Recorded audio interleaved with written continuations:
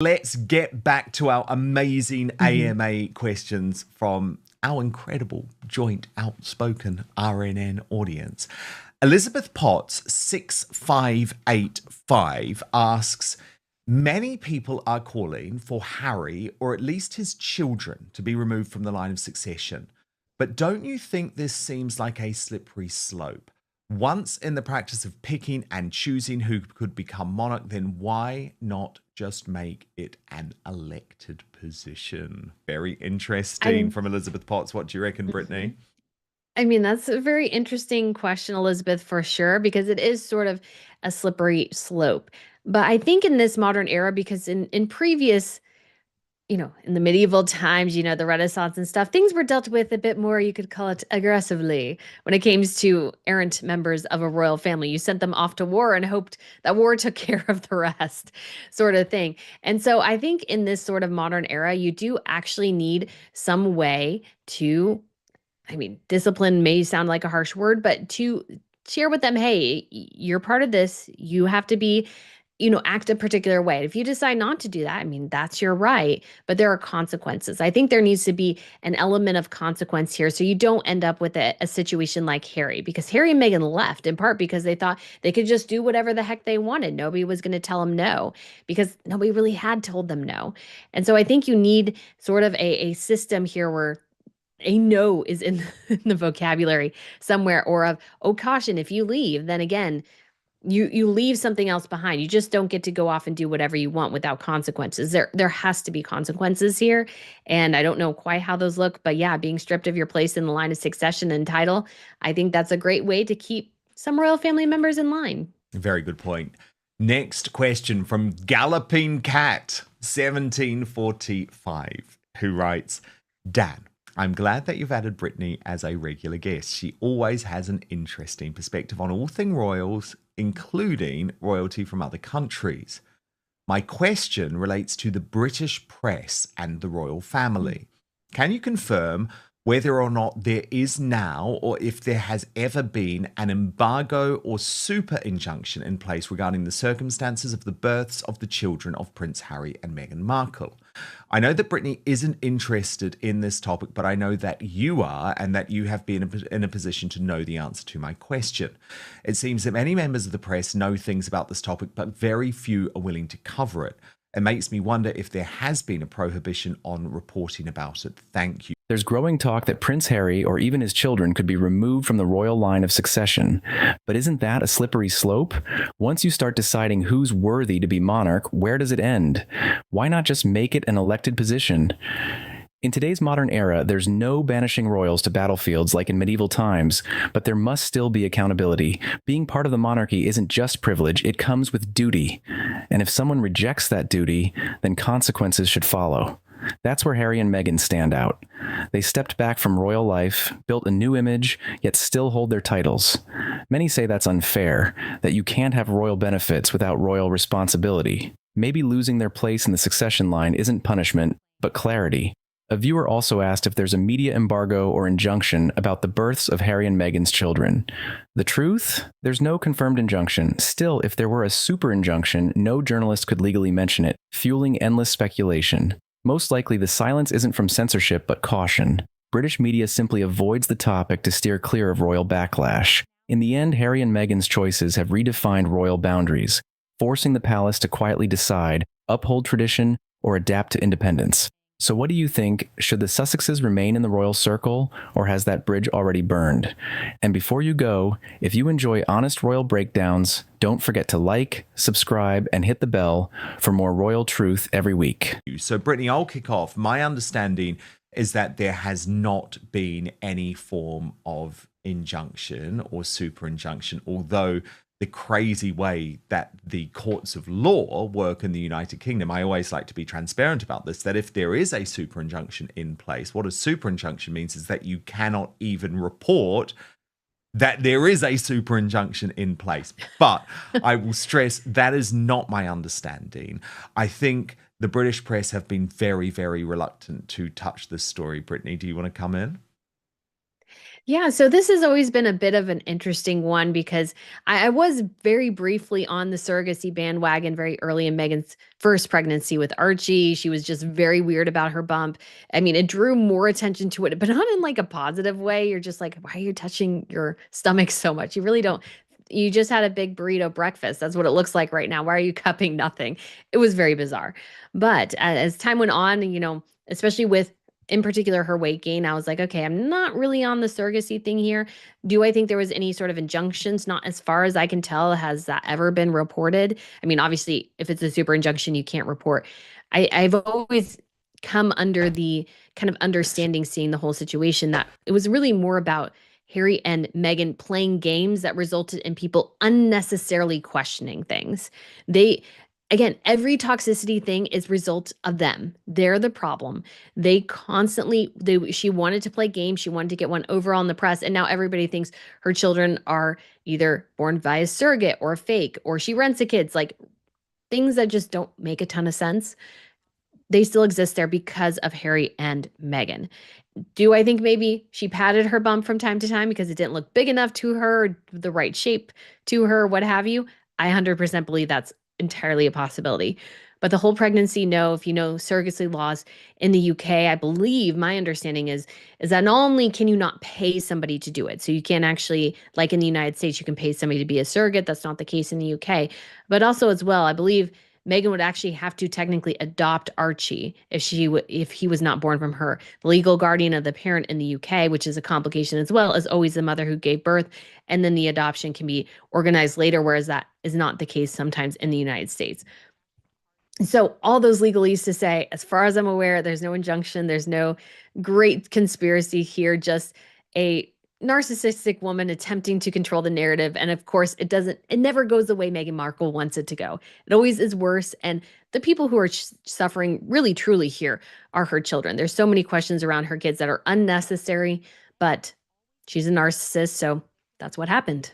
Yeah, and I think it is worth going back. I've spoken about this with Lady Colin Campbell before, but right back in May 2019, it was the 10th of May 2019, I posed a whole load of questions to Buckingham Palace about the birth of Archie, because I've never believed that the circumstances around the birth of Archie were normal. And I was trying, from my position in the mainstream media as executive editor of The Sun, to try and get some answers. And I think it is just worth sharing with you, Brittany, what I asked them then and what they told me, just to see if it adds up at all. So these were all official, on the record from Buckingham Palace.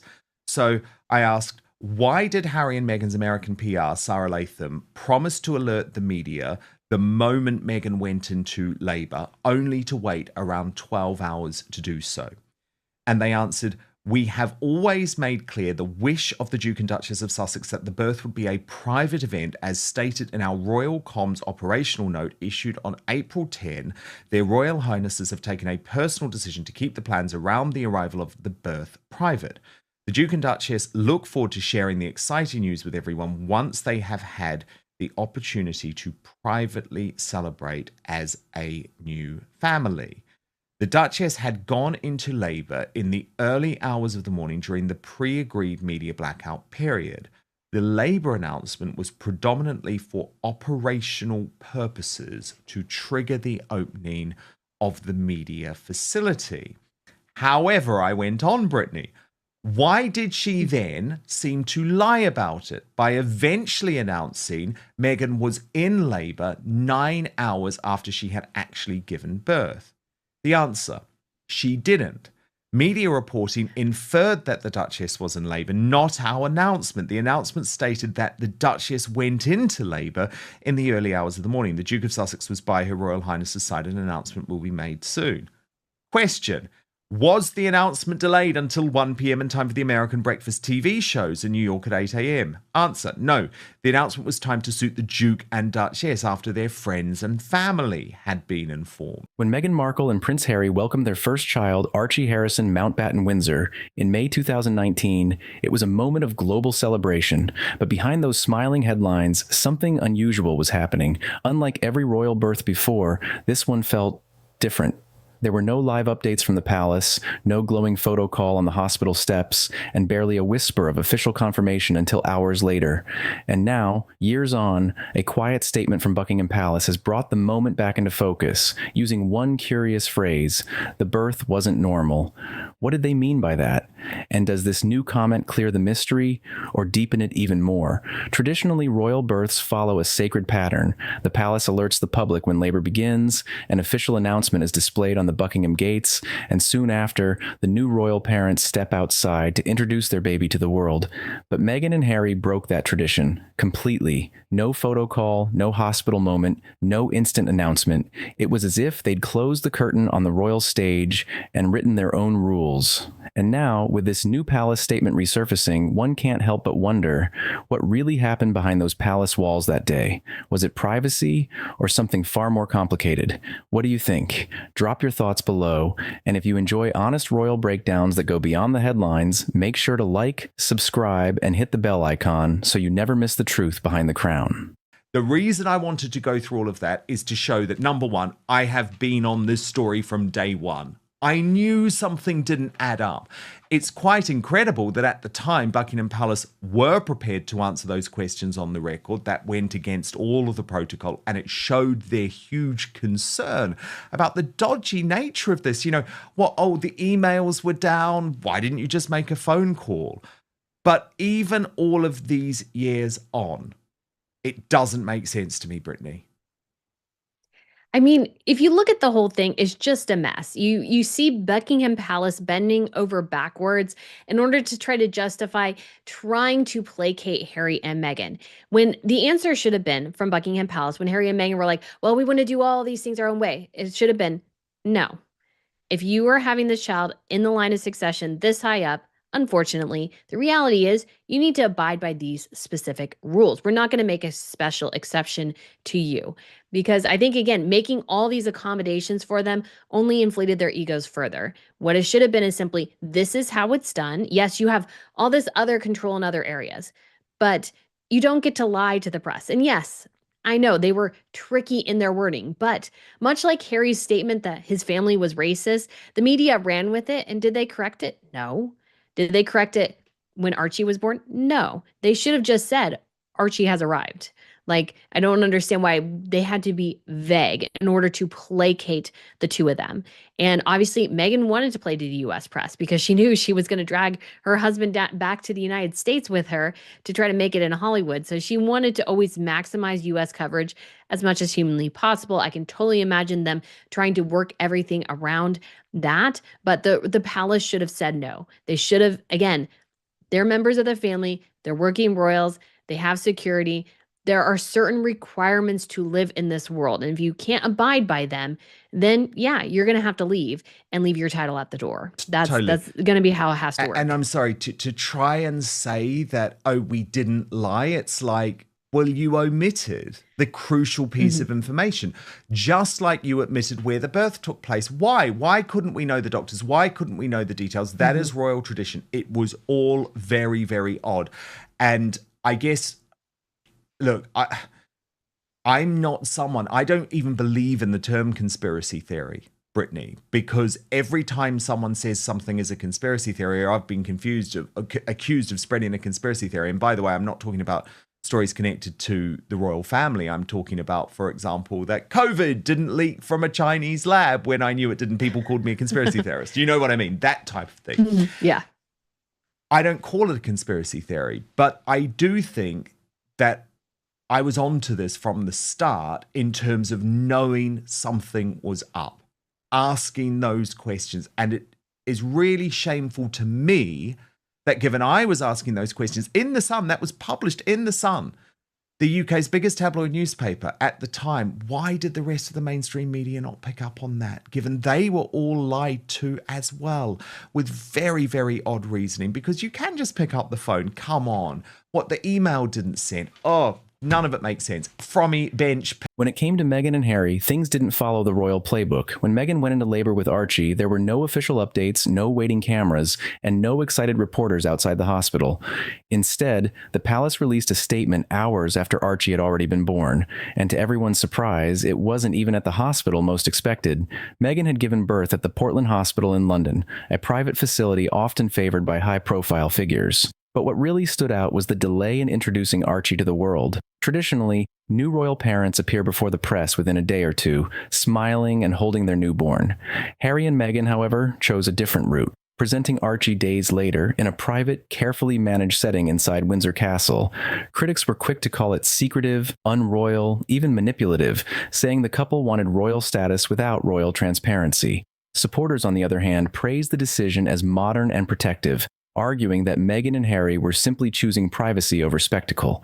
But the palace's tight-lipped handling of the event only fueled public curiosity. Why so much secrecy? Why break a tradition that's lasted generations? Recently, when a palace insider was asked again about Archie's birth, they reportedly admitted, "It wasn't normal, no, but we respected their wishes." And just like that, those 3 words, "it wasn't normal," have taken on a life of their own, sparking endless questions about what really happened behind royal doors. So I don't know why. It's just that it's just so cool because everybody comes, they dress up in their gala and in their very best. I applied to actually go as a member of the press last year, and I was very excited because even if you're a writing member of the press, you actually get to sit in the banquet hall with everybody and enjoy dinner. You had to pay for it, but I was like, I'll pay for that. But that's for some reason the event that just seemed like magic to me is that particular event. Now, it would also be, I don't think we're anticipating any big royal wedding in the future in terms of like an heir getting married. That's always a huge occasion, but the other royals tend to have more tiaras at some of those type of wedding events. So I'd love to go to one of those as well. I've been lucky enough to be able to cover a state visit and see Queen Mary wearing a tiara in person. That was very, very exciting. But for some reason, the Swedish Nobels, that's like the thing I want to see. I love that. I don't know why, but that's. I'm trying to think. So I covered the first royal visit I covered actually was in 2000 and what was it? 2001, I think, when the late Queen Elizabeth II and Prince Philip visited Wellington, New Zealand. So that was my first royal visit. That was amazing to cover. And then I also covered the wedding of Charles and Camilla in Windsor in 2005. But I think in terms of events, the present event or the most sort of recent event, I guess, would be the wedding of William and Catherine, because I think that just would have been incredible. And I would have loved to have seen their private happiness. And that was such a special day. I was covering it for the TLC network in America, actually. And it was just a glorious, glorious, special day. But I would have loved to have been inside. And I think in terms of a past event, Brittany, for me, it's got to be the coronation of Elizabeth II. I just think, wow. I know it was televised a little bit, but not in all its glory. And to see such a young queen would have just been amazing. Of course, there were so many more people in the Abbey for that event. So I think probably the past event. But then I think, Brittany, and maybe some people are going to think I'm so sick for saying this, but just because it was such an emotional, devastating time, I think maybe the funeral of Princess Diana, that would have been something that you just would have wanted to be there to experience that moment with everyone when we were feeling that grief. But yeah, I think probably the coronation of Queen Elizabeth II, probably for me. Julie Slap 176 asks Brittany, so like run of the mill, like Samsung TVs apparently has a royal warrant, but then so does the Ritz. And we know that King Charles absolutely loves the Ritz. He made his first public appearance with Camilla there. So certainly that is a hotel that the royal family has always loved. So it's interesting. I think you're probably right. I think some of them are probably a little bit political, or because I presume they have some type of commercial relationship. I actually don't know how that works, to be honest. But I think some, certainly when I think of like the Goring Hotel and Fortnum and Masons and Jaguar and the Ritz, that comes from a place of like genuine love. But very, very good question. We're going to have to do this again, Brittany. Love these AMAs. Yes. I'm sort of getting into them because actually our audience have the most fascinating insights, super smart, brilliant questions. So we will have to do this again. But Brittany, don't worry. If you want your dose of royal news, we are back live on Monday with all of the latest. And if you have been missing out while I've been on my Mark Stein cruise, you can just go right now to the Royal News Network on YouTube and X for all of the latest breaking news. But I'm looking forward to having you back live, Brittany. Was the palace's recent remark, "It wasn't normal," a quiet critique of Harry and Meghan's choices, or just an observation about how differently things unfolded? That single phrase has stirred endless debate. Some say it subtly reflects royal disapproval, hinting that even back then, the tension between the Sussexes and the institution was already simmering beneath the surface. Archie's birth wasn't just another royal event. It marked a turning point. By rejecting the traditional hospital steps, skipping the public photo op, and keeping things private, Harry and Meghan made one thing clear. They would do things their way. It was a moment of individuality over protocol, a move that divided public opinion. To some, it was rebellious, even disrespectful to royal custom. To others, it was refreshing. A young couple choosing privacy and control in a world that rarely offers either. Now, years later, as the palace revisits that moment, we're left wondering, was it truly a mistake, or just the beginning of a new kind of royal story? What do you think? Were Harry and Meghan unfairly judged for wanting privacy, or did they break the royal bond with the public? Let me know your thoughts below. And if you enjoyed this deep dive into royal truths, don't forget to like, subscribe, and hit the bell icon, because here, we uncover the side of the story the headlines often miss.